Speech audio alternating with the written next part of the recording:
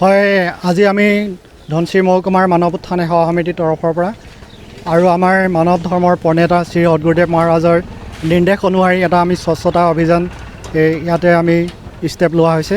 আৰু এই অভিযানত আমাৰ ওচৰ পজৰীয়া আমাৰ চুবুৰীয়া বড়ো ভাই জনগোষ্ঠীৰ এটা বৃহৎ এই গণমঞ্চৰ অধিৱেশন অহা 17, 18, 19 তাৰিখে আয়োজন কৰিছে। আৰু এই অধিৱেশনৰ সংগতি ৰাখি আমি আজি স্বচ্ছতা দিন এটা আমি আজি ধাৰ্য কৰা হৈছে। আৰু এই আমাৰ ভাতৃত্ববোধ, আমাৰ ঐক্য শান্তি স্থাপন কাৰণে আজি এই অধিৱেশন সফল কৰিবৰ কাৰণে আজি আমি স্বচ্ছতা অভিযান এটা আজি আয়োজন কৰিছোঁ। আৰু এই অভিযানত আপোনালোকে আজি আমাক সহায় কৰিছে আৰু আমাৰ এই সহযোগিতাত আপোনালোকে সহায় কৰাৰ কাৰণে আমি ধন্যবাদ জনাইছোঁ। আৰু এই বড়ো গণমঞ্চটো আজি অধিৱেশনখন খুব সুন্দৰ আৰু শান্তি শৃংখলাই হৈ যাওক তাৰে আমি কামনা কৰি আজি এই স্বচ্ছতা অভিযানটো আমি কৰিবলৈ আগবাঢ়িছোঁ। ধন্যবাদ।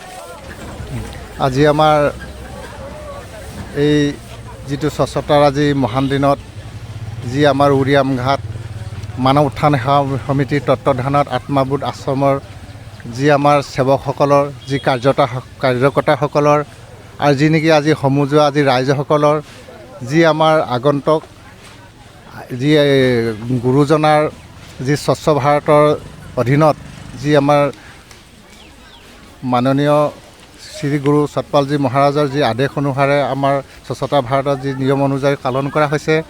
আৰু যিহেতু নেকি আমাৰ আগন্তুক আহি থকা 17, 18, 19 যি আমাৰ ইয়াত এই 14 নম্বৰ এলেকাত মহান এটা কাৰ্যক্ৰম হৈ আছে, যিয়ে নেকি আমাৰ যি চৰকাৰৰ নিৰ্দেশত আমাৰ বড়োসকলৰ মাজত মহান এটা কাৰ্যসূচী লৈ তাত সেই উপলক্ষটো আজি স্বচ্ছতাৰ যি নেকি অভিযান আমাৰ যিটো মানৱ উত্থান সেৱা সমিতিৰ লগতে সমূহ ৰাইজ বিভিন্ন জাতি জনগোষ্ঠীৰ মাজত ঐক্যবদ্ধ ৰাখি আৰু এনেকৈ সমিল মিলৰে যি আমাৰ মানে চাফাই অভিযান চলি আছে, এই কাৰ্যক্ৰমত যাতে শুভ হয় আৰু শুভ কামনাৰ আশা ৰাখি আজি মহান কাৰ্যসূচী লৈ আমি বৰ্তমান চলি থকা হৈছে।